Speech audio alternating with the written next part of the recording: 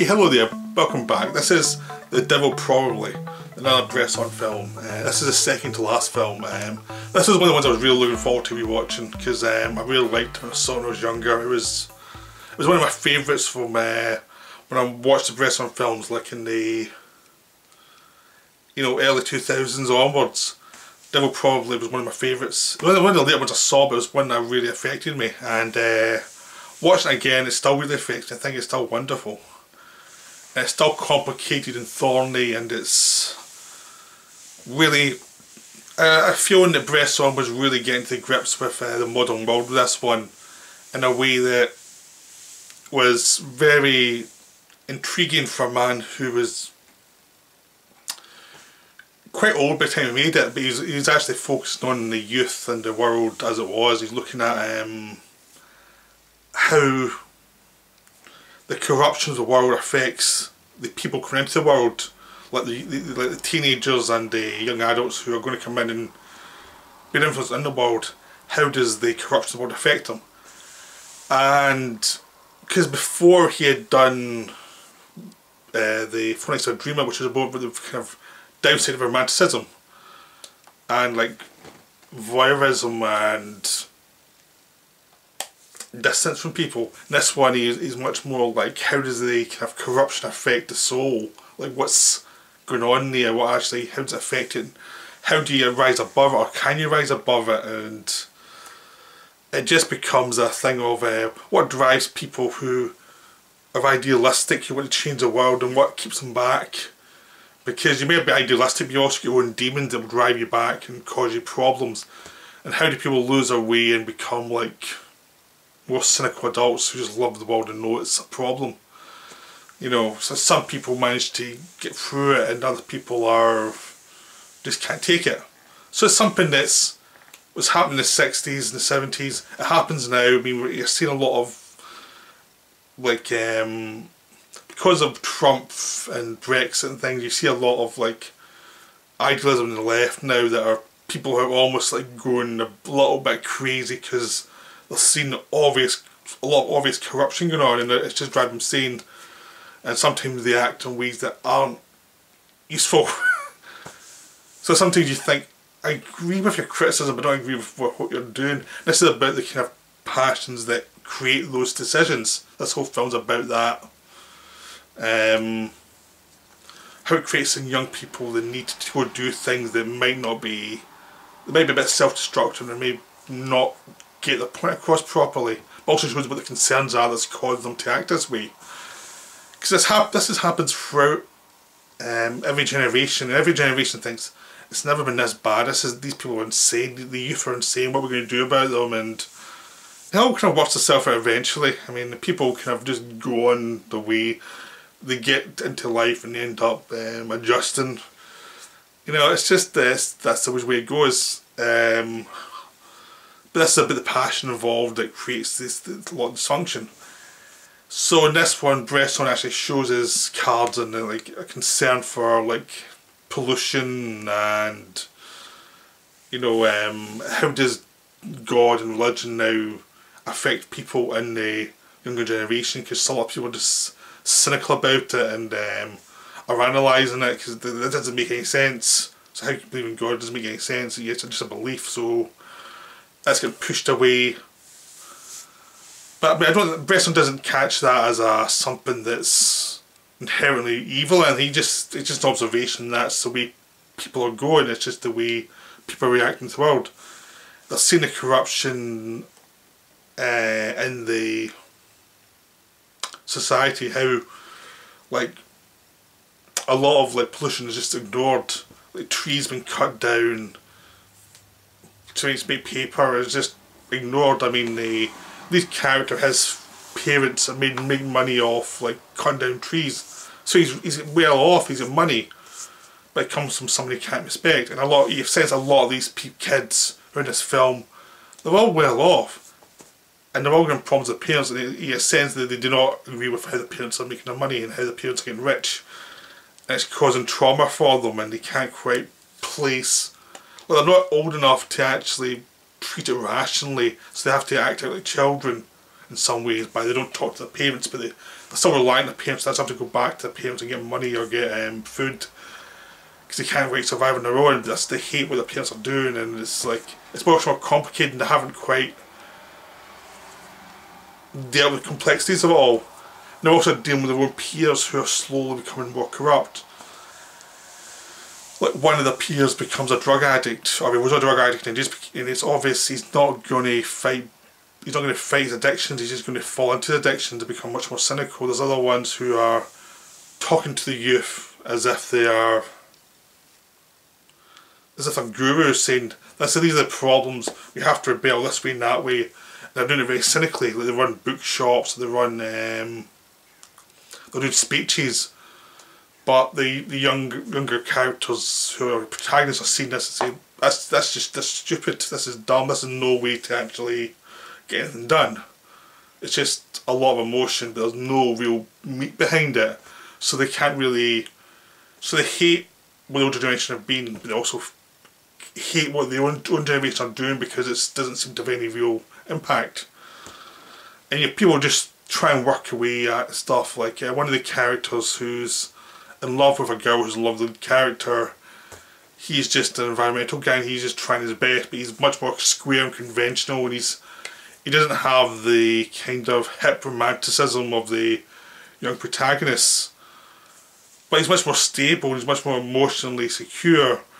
Like, he knows he's not the coolest guy, he wears suits and stuff, but he actually does care, and it takes the girls in love with a long time to get over the kind of more romantic allure of the lead character, and to see this kind of conventional guy who she probably equates with her parents and their kind of sellout is actually decent and better for her. So you get a sense of these kids who are very confused because they're seeing surface similarities with older generations as a problem, rather than, no, that's just based on people's dress, it's on the based on character. And they're trying not to be possessive of each other, because they obviously equate that with something's wrong with the world. So if you're possessive, it means you're oppressing someone, and you can't really do that. You have to try and give them space. But that doesn't really work with romantic entanglements, which are based on possessive ideals and possessive needs. You know, because there's a lot of insecurity in romance, and these two elements of trying not to be possessive but the romance, they just kind of keep on hitting against each other. So no one's really talking to each other, they're making statements to each other, but they can't really communicate. And because Bresson's directed it, it's like, it's directly, characters do not speak as if an emotional proclamation or anything, they speak very flatly. So you're not seeing the romantic gestures, you're just seeing the after effects, you're seeing the damage. The romantic gestures have been made, and now you get the damage, or the people are scared of romantic gestures, and you get the damage, you get the sense of depression and need for some connection, but no one's quite sure how to do it, and no one's quite sure how to survive in the world, and everyone's finding their own place in the world of compromise. Like, the girl who's with the lead character, she realises that that's not going to work, she has to go back to the more conventional guy. And he'll probably have a conventional life as he go along and start to get annoyed by the things they've done as compromises, but that's his life. The lead character, who's a small skinny guy, who seems a bit hip with the ladies, but God knows why. But he's one of those guys you always think, why do girls like him? But they all seem to do. He's very suicidal, he's a lot of dark thoughts about why be alive. Why is this instinct to be alive? What's the point of it all? And he's got a point of view of, he's very intelligent, but he refuses to be involved in advanced civilization that he despises by actually being productive. He would not be productive, he would not do anything that's productive to actually make the civilization progress. But he's scared of death as well. He's suicidal, but he's scared of dying, and he hates death too, so he's like in this bind where he hates the way life has evolved, but he doesn't want to die, but he kind of feels the urges to be suicidal, and it's about the complex nature of what you can do with your life if you find society so corrupting and so horrific that you just don't want to be in it at all. Obviously he's a money to stall out and never do anything, but obviously that's help him as well, because all he does is wander around and get more depressed, and he's trying to find a way to exist in the world. So he ends up in these relationships with these women, and he's really like not doing much good for any of them. They're all kind of unhappy with him, and he's not doing any good either, and he knows it, and they're trying to help him, they're trying to pull him out of his funk, and that's useless because he's in this funk and he's never going to get out of it. So it's all the complications of life, the complications of dealing with people who have their idealism based on you, or have points of view of society that's alien to you. Like, you go see a psychiatrist, and psychiatrist is giving them very basic recommendations and drugs and things that aren't going to do anything for him. It's just that's the same conventional, it's based on a conventional view of society that's not really affecting, that affects him, and you can see, just sees through it as that's just desperate, and he doesn't believe in anything. And it's the whole idea is, well, what do you believe in? How do you survive if you don't believe in anything? Or how do you survive when you believe in something so much that the world becomes hateful to you and corrupt to you? And how did each generation find their footing to move on?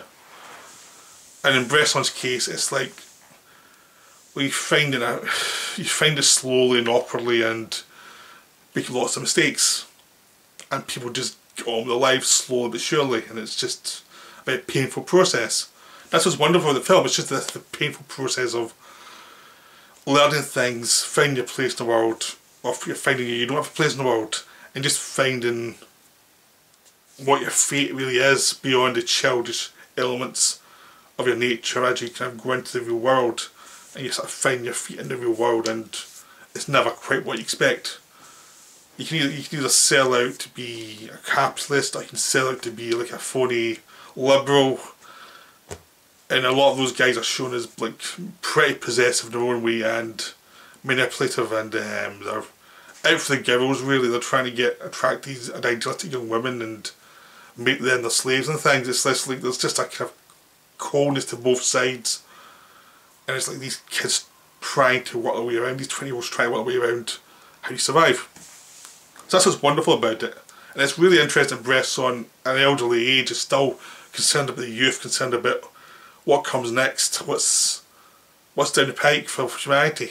He's not been cynical by showing us an easy, sympathetic route of everything's going to be fine. Nor is he going to sugarcoat all the horrors these kids are facing. He's just like playing it honestly, like this is the problem they've got, and it's very difficult, and it's going to continue to be difficult generation upon generation. So this film really needs a Blu-ray. It's so much of this time, it's so keyed into this time and all the problems of this time, that a lot of people need to see it, but of course it's barely seen, which is the case of Bresson a lot. So try and see this wherever you can. It's a wonderful film, it's a masterpiece. It's just so good, but it's difficult to hold off, but it's worth it. It's really worth it. It's beautiful. It's only like 18 minutes long, and it packs so much into 18 minutes that makes most directors look shamefully inept. Well, I hope you enjoyed that. That's just 2 out of 4 of the Bresson films done. Tomorrow we're going to go back to his earliest released film. So I hope you enjoy that. Okay, bye.